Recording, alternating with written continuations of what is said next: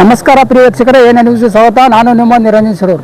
ಸಚಿವರಾಗಿ ಗೋಪ್ಯತಾ ಪ್ರಮಾಣ ವಚನ ಹಾಗೂ ಅಧಿಕಾರ ಪದವನ್ನು ಸ್ವೀಕರಿಸಲು ಕೋರುತ್ತೇನೆ. ನಾನು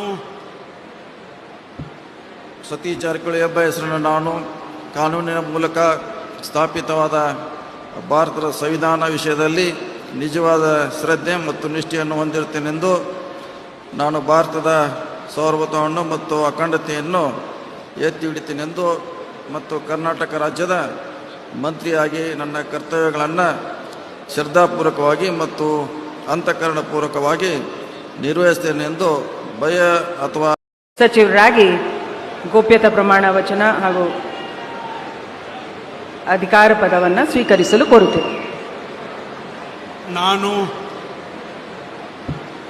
ಸತೀಶ್ ಜಾರಕಿಹೊಳಿ ಎಂಬ ಹೆಸರನ್ನು ನಾನು ಕಾನೂನಿನ ಮೂಲಕ ಸ್ಥಾಪಿತವಾದ ಭಾರತದ ಸಂವಿಧಾನ ವಿಷಯದಲ್ಲಿ ನಿಜವಾದ ಶ್ರದ್ಧೆ ಮತ್ತು ನಿಷ್ಠೆಯನ್ನು ಹೊಂದಿರುತ್ತೇನೆಂದು ನಾನು ಭಾರತದ ಸಾರ್ವಭೌಮತ್ವವನ್ನು ಮತ್ತು ಅಖಂಡತೆಯನ್ನು ಎತ್ತಿ ಹಿಡಿತೇನೆಂದು ಮತ್ತು ಕರ್ನಾಟಕ ರಾಜ್ಯದ ಮಂತ್ರಿಯಾಗಿ ನನ್ನ ಕರ್ತವ್ಯಗಳನ್ನು ಶ್ರದ್ಧಾಪೂರ್ವಕವಾಗಿ ಮತ್ತು ಅಂತಃಕರಣಪೂರ್ವಕವಾಗಿ ನಿರ್ವಹಿಸುತ್ತೇನೆಂದು ಭಯ ಅಥವಾ ಪಕ್ಷಪಾತವಿಲ್ಲದೆ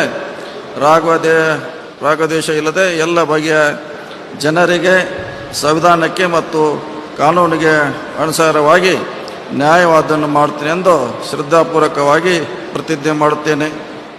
ನಾನು ಸತೀಶ್ ಜಾರಕಿಹೊಳಿ ಎಂಬ ಹೆಸರನ್ನು ನಾನು ಕರ್ನಾಟಕ ರಾಜ್ಯದ ಮಂತ್ರಿಯಾಗಿ ನನ್ನ ಪರ್ಯಾಲೋಚನೆಗೆ ತರಲಾಗುವ ಅಥವಾ ನನಗೆ ತಿಳಿದ ಬರುವ ಯಾವುದೇ ವಿಷಯವನ್ನು ರಾಜ್ಯದ ಮಂತ್ರಿಯಾಗಿ ನನ್ನ ಕರ್ತವ್ಯಯುಕ್ತ ನಿರ್ವಹಣೆಗೆ ಅಗತ್ಯವಾಗಬಹುದಾದ ಸಂದರ್ಭವಲ್ಲದೆ ಅನ್ಯಥಾ ಯಾರೇ ವ್ಯಕ್ತಿಗೆ ಅಥವಾ ವ್ಯಕ್ತಿಗಳಿಗೆ ಪ್ರತ್ಯೇಕವಾಗಿ ಮತ್ತು ಪರೋಕ್ಷವಾಗಿ ತಿಳಿಸುವುದಿಲ್ಲ ಅಥವಾ ಬಹಿರಂಗಪಡಿಸಲು ಎಂದು ಶ್ರದ್ಧಾಪೂರ್ವಕವಾಗಿ ಪ್ರತಿಜ್ಞೆ ಮಾಡುತ್ತೇನೆ.